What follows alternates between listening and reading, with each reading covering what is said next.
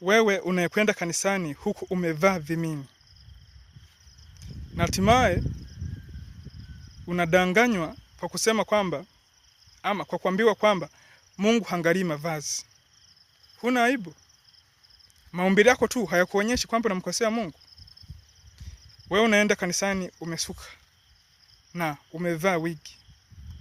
Huna aibu mbele za Mungu? Hamjui kwamba tabia mbaya huharibu sifa njema?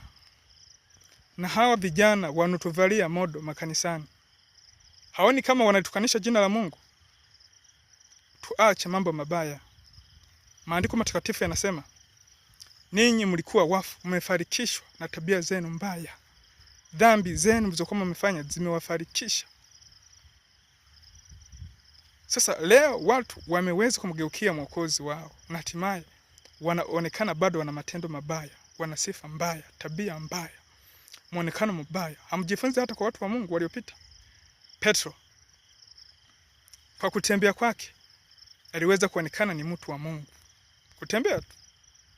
Wewe leo unaenda umegangamara, shingo moja juu, bega moja juu, bega nyingine chini, kichwa umekikuza kichwa. Huoni kama unatukanisha jina la Mungu?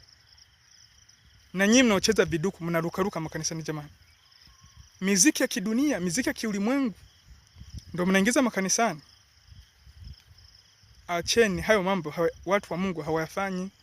Mungu alionya kanisa la Mungu, watu wa Mungu wasiige mitindo ya watu wa mataifa. Tangia zamani kwa wana wa Israeli mpaka leo, yale maandiko bado yanatuonya tusichukue tabia za kidunia tukaziingiza ndani ya makanisa, ndani ya mahekalu ya Mungu. Jamani, tuogope. Tutakuja kupigwa. Maandiko yanasema kwamba ajuaye kuyatenda anayejua mapenzi ya Mungu asiyatende, huyo atapigwa sana. Viungo tulivyo navyo vinatuonyesha dhahiri tunamkosea Mungu. Sasa hivi viungo tuvifarikishe, vife, hatimaye vilete utukufu sasa kwa Mungu wa mbinguni. Nafikiri yule ambaye alikuwa anasuka, neno la Mungu limeonya asisuke. Aliyetoboa mahereni makubwa, yani mtu anavaa hereni kubwa kwamba ni urembo. Huo urembo wa kidunia ni mapepo wabaya wanaowavaa, mapepo wanaopenda urembo wanaowavaa watu, na hatimaye wanajikuta wanaingia kwenye hali ya kumkosea Mungu bila kujijua.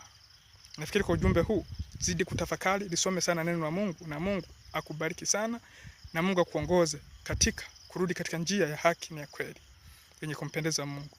Amina.